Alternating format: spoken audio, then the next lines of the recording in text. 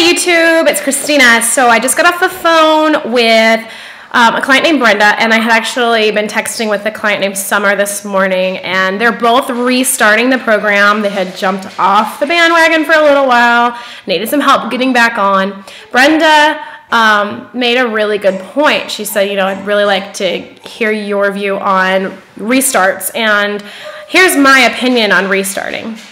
You're still in the middle of your journey, for one. So it's not that you gave up, and it's not that you failed, and it's not that you quit, because that's a bunch of crap. So stop letting yourself convince you that that's the truth, because it's not. Otherwise, you wouldn't be restarting. Okay, I actually don't even like that phrase, restarting. You're still going. Okay, I'm sorry. Some people's journeys are just going to be longer than others, and maybe it's kind of like, I'll give you a good example. My parents really didn't spank me when I was little, even though God knows I deserved it. It's kind of like the kid that, you might have been this kid actually, that does things over and over and over and over and over and over and over and over again, even though they know they're going to get their butt whooped for it. And it takes like a million beatings in order for you to finally, I get it, I wasn't supposed to do that. You just might be that stubborn, hard-headed kid. That might still be in you. You might need the beatings. And what I mean by that is, go look in the mirror. Step back on the scale. Now, the number one thing that happens that I've seen is people don't get on the scale. And when they stop getting on the scale, that's not holding themselves accountable. So if you're not a restarter watching this video, if you want to fail and you want to gain your weight back, stop getting on the scale. I personally was a daily weigher. Why? Well, I wasn't one of these daily weighters that got on the scale and whined because I was up 0.4 even though I was on program. If you're on the program and you're following at 100%, you didn't cheat, there's no possibility of you gaining any fat. So hush about that crap.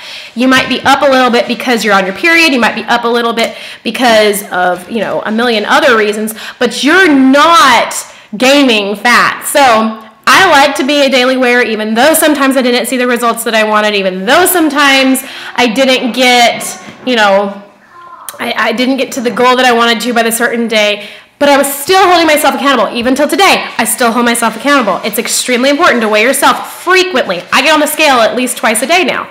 I have an accountability. That's my accountability. I hold myself to it. I'm not gaining this weight back. I'm sorry. That is not happening. I was miserable. I hated the way I looked. I hated getting dressed. I hated shopping. God, yesterday, I'll tell you what. It's Victoria's Secret annual sale, semi-annual sale. Boy, I can spend some money on that crap, I'll tell you what. So, restarters. There's a very important thing I want you to tell me. Number one, what is different about this time? What makes this time any different than you did before? If you want different results, such as not quitting and getting to your goal, you're going to have to change something, because whatever you were doing last time, you completely stopped doing it, meaning there was something that you needed to change because it wasn't working. So what are you changing this time so that you can get different results? If you're expecting the exact same results if you're expecting different results by doing the exact same thing, it's not going to happen. You're going to have the exact same results if you do the exact same thing. It's kind of like, I just bought a bread maker. Perfect example. Okay, so if I had a recipe that I got offline for some bread that I was going to make in my bread maker, and it came out, and it was dry, and it was crumbly, and it just tasted bad. It was salty or something.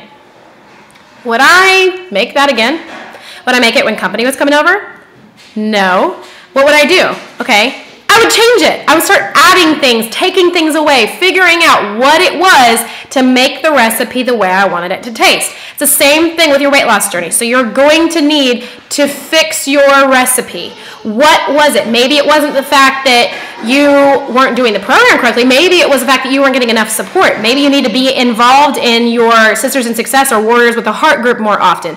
Maybe you need to get on that scale more often. Maybe you need to do something to make sure you don't go to those social situations where you know you can't say no. Maybe you need to not have your girlfriend over who's a freaking alcoholic so that you can have wine with her at night, and you can't say no to that because you feel weird because you've done it for 10 years. There's got to be a way for you to change something that's been screwing with you forever. Now listen, food is an addiction. Lots of you are addicted to it, whether you want to admit it or not. I would not have admitted it when I was in your shoes. I will admit that I was totally addicted to it now. I looked forward to eating all the time. I loved eating. It was like the best thing since, hey, sliced bread. But after after losing all of my weight, which, by the way, was not easy, but it was worth it, I finally got it. It clicked. But I was that stubborn person that had to restart and kept cheating and stupid things like that. So if you're doing that and this is a restart for you, I want you to think of something for me. Think about the fact that this is a continuance of your journey, and your struggles only make your success story better. I mean, they really do. If you have some gnarly story about how you were at the very, very bottom, by the time you get to the top, your success story is going to have a whole lot more depth than it wouldn't have had if you wouldn't have failed, or whatever you want to call it, fallen off the wagon. So, my name's Kristina Ray. I lost 95 pounds in a little less than 8 months on a program called Take Shape for Life, and I can't even say it because I get so excited about it. So, if you're a restarter, you've done this program before, you want some help, or if I'm your coach and you're restarting, please tell me you're restarting. I have people that fall off the wagon all the time, and yeah, they're not going to tell me when they restart because they're embarrassed. Don't be embarrassed. You think I didn't do that? Come on. Come on. So, contact me. You can go on my website, which is coachmekristina.com. That's Kristina with a K. You can email me at coachmekristina@gmail.com. Once again, Kristina was a K, K-R-I-S-T-I-N-A. You can look me up on Facebook, or you can call or text me at 864-381-9049. My name's Kristina Ray. Have an awesome day.